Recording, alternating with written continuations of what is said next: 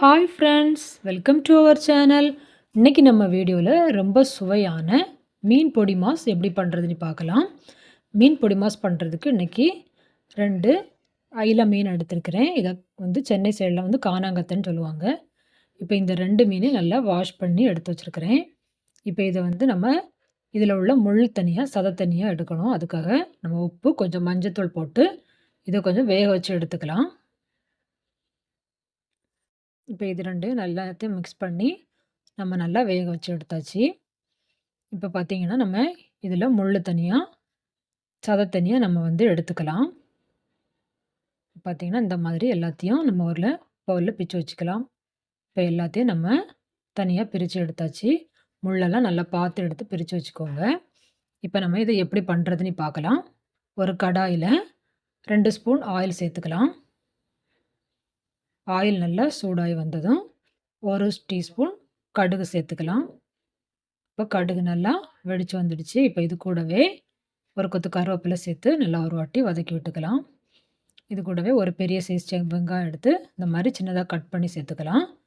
இப்போ இது எல்லாமே நல்லா ஒரு வாட்டி நல்லா வந்து வதக்கி எடுத்துக்கலாம்.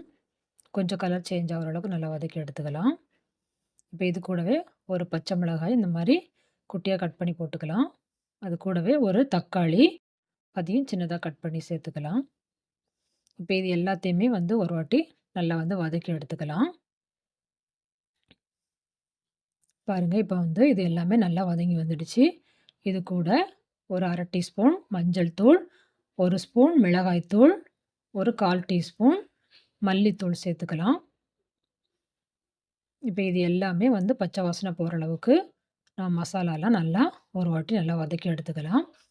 இது கூடவே நமக்கு தக்காளிலாம் கொஞ்சம் மசிகிற அளவுக்கு நல்லா வதக்கி எடுத்துக்கணும்.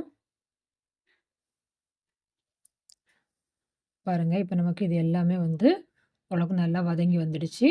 இது கூடவே நம்ம மசாலாவுக்கு தேவையான அளவு உப்பு சேர்த்துக்கலாம். நம்ம ஏற்கனவே மீன்லேயே உப்பு சேர்த்தா வேக வச்சு எடுத்து வச்சுருக்குறோம். இப்போ இது மசாலாவுக்கு தேவையான உப்பு சேர்த்து நல்லா ஒரு வாட்டி வதக்கி எடுத்துக்கலாம். இப்போ நம்ம மசாலாலாம் நல்லா ரெடி ஆகிடுச்சு. இது கூடவே வந்து நம்ம எடுத்து வச்சுருக்கிற மீனையும் சேர்த்து மசாலாவோட நல்லா மிக்ஸ் பண்ணுற அளவுக்கு மிக்ஸ் பண்ணி எடுத்துக்கலாம். ஒரு 3லேருந்து 4 நிமிஷம் வரை நம்ம வந்து வரட்டி எடுத்தோம் அப்படின்னா நமக்கு பொடி மாஸ் வந்து ரெடி ஆகிடும். பாருங்கள், நமக்கு இப்போ எல்லாமே வந்து ஓரளவுக்கு நல்லா மிக்ஸ் ஆகி வந்துடுச்சு. இந்த டைமில் நம்ம உப்பு சேர்க்கணுன்னா சேர்த்துக்கலாம். கொஞ்சம் நம்ம டேஸ்ட் பார்த்து சேர்த்துக்கோங்க. இது கூடவே கொஞ்சம் பெப்பர் சேர்த்து ஒரு வாட்டி எல்லாத்தையும் நம்ம நல்லா கலந்து எடுத்துக்கலாம். இப்போ பார்த்தீங்கன்னா, நமக்கு சூப்பராக வந்து பொடி மாஸ் ரெடியாகி வந்துடுச்சு. இந்த மாதிரி நீங்களும் செஞ்சு பாருங்கள். ரொம்ப டேஸ்ட்டாக இருக்கும். நம்ம மீன்லாம் வந்து பொரித்து சாப்பிட்றத விட இந்த மாதிரி பண்ணி சாப்பிட்டா நம்ம ஹெல்த்துக்கும் நல்லது. இந்த மாதிரி செஞ்சு பாருங்கள். செஞ்சு பார்த்துட்டு எப்படி இருந்துச்சுன்னு மறக்காமல் கமெண்டில் சொல்லுங்கள். பாரத் ரெசிபி தமிழ் சேனலை சப்ஸ்கிரைப் பண்ணிக்கோங்க. பக்கத்தில் இருக்க பெல் பட்டனையும் கிளிக் பண்ணிக்கோங்க. Thank you friends.